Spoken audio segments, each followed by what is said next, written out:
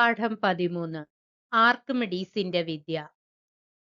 ശാന്തിയും സമാധാനവുമുള്ള പ്രാചീന ഗ്രീസിലെ ഒരു കൊച്ചു രാജ്യമായിരുന്നു സെറാക്യൂസ്.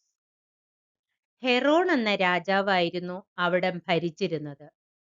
കൃഷി ചെയ്തും മീൻ പിടിച്ചും ജനങ്ങൾ സന്തോഷത്തോടെ ജീവിച്ചു. അങ്ങനെയിരിക്കെയാണ് ഒരു വാർത്ത വന്നത്. വാർത്ത കൊണ്ടുവന്നത് മത്സ്യബന്ധനത്തിന് പോയവരും. ഉൾക്കടലിൽ നിന്നും കുറെ കപ്പലുകൾ സെറാക്യൂസിലേക്ക് വരുന്നു. സൈന്യത്തലവനും മറ്റ് ചിലരും കുന്നിൻ മുകളിൽ കയറി. അവർ കപ്പലുകളെ ശ്രദ്ധിച്ചു. ശരിയാണ്, കുറെ കപ്പലുകൾ സെറാക്യൂസിന്റെ കടൽ തീരത്തേക്ക് നീങ്ങുന്നു. എന്തായിരിക്കും ആ കപ്പലുകളിൽ? ആരായിരിക്കും ആ കപ്പലുകളിൽ വരിക? സൈന്യാധിപൻ ശ്രദ്ധിച്ചു. കപ്പലുകളിൽ പറക്കുന്ന കൊടി കണ്ടപ്പോൾ അദ്ദേഹം അറിയാതെ മന്ത്രിച്ചു, റോമാക്കാർ. സൈന്യാധിപൻ രാജാവിനെ വിവരം ധരിപ്പിച്ചു. രാജാവ് പ്രധാന അമാത്യൻ മന്ത്രി, സൈന്യാധിപനെയും മറ്റുള്ളവരെയും വിളിച്ചു ചേർത്തു. രാജാവ് പറഞ്ഞു, സെറാക്യൂസിന്റെ സൈന്യം വളരെ ചെറുതാണ്. അതായത് നമ്മുടെ സൈന്യം വളരെ ചെറുതാണ്. റോമാക്കാരെ നേരിടാനുള്ള ശക്തി നമുക്കില്ല. ഈ കൊച്ചു രാജ്യത്തിന്റെ സമാധാനം ഇവർ തകർക്കും. യുദ്ധം മൂലം നമ്മുടെ രാജ്യം പട്ടിണിയിലാകും. എല്ലാം അവർ കൊള്ളയടിക്കും. ഇതിനൊരു പരിഹാരം എന്താണ്? പ്രധാനമന്ത്രി പറഞ്ഞു, പ്രഭോ, ഈ ആപത്തിൽ നിന്നും നമ്മെ രക്ഷിക്കാൻ ഒരാൾക്ക് മാത്രമേ കഴിയൂ. അത് മറ്റാരുമല്ല, ആർക്കിമിഡീസ് തന്നെ. അദ്ദേഹത്തെ ക്ഷണിക്കൂ, രാജ്യം രക്ഷപ്പെടും. ആർക്കിമിഡീസ് ഒറ്റയ്ക്ക് റോമാക്കാരോട് യുദ്ധം ചെയ്യാനോ? ഒരിക്കലും കഴിയില്ല. സൈന്യാധിപൻ സംശയം പ്രകടിപ്പിച്ചു. അപ്പോഴേക്കും രാജയാജ്ഞ അനുസരിച്ച് ആർക്കിമിഡീസ് എത്തി. ആർക്കിമിഡീസ് രാജാവ് പറഞ്ഞു, ആർക്കിമിഡീസ്, വിവരങ്ങൾ മന്ത്രിമുഖ്യൻ പറഞ്ഞല്ലോ, നമുക്ക് എന്ത് ചെയ്യാൻ കഴിയും?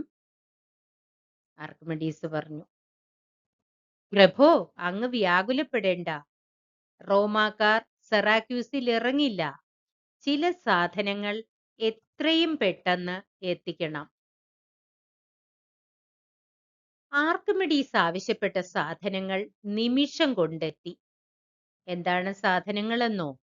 കുറേ വലിയ കണ്ണാടികൾ, കുറേ മരക്കാലുകൾ. സൈന്യാധിപനും മറ്റു മന്ത്രിമാരും ചിരിച്ചു.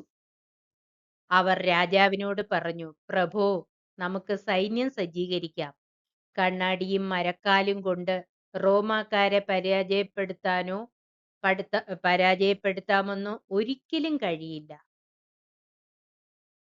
രാജാവ് സൈന്യത്തെ സജ്ജീകരിച്ചു. ആർക്കിമിഡീസ് ഈ സമയം കണ്ണാടികളും മരക്കാലുകളുമായി കുന്നിന്റെ മുകളിലേക്ക് കയറിപ്പോയി. സെറാക്യൂസിന്റെ സൈന്യം കടൽക്കരയിൽ എന്തിനും തയ്യാറായി നിന്നു.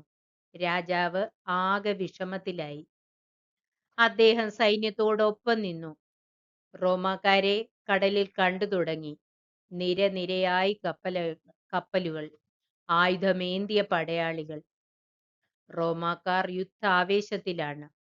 സെറാക്യൂസിനെ കൊള്ളയടിക്കുക എന്നത് മാത്രമാണ് ലക്ഷ്യം.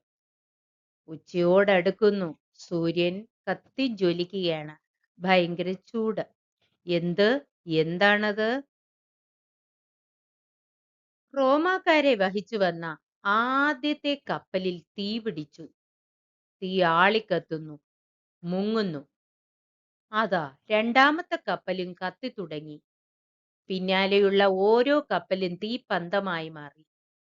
എന്താണ് നടക്കുന്നതെന്ന് സെറാക്യൂസുകാർക്കോ റോമാക്കാർക്കോ മനസ്സിലായില്ല.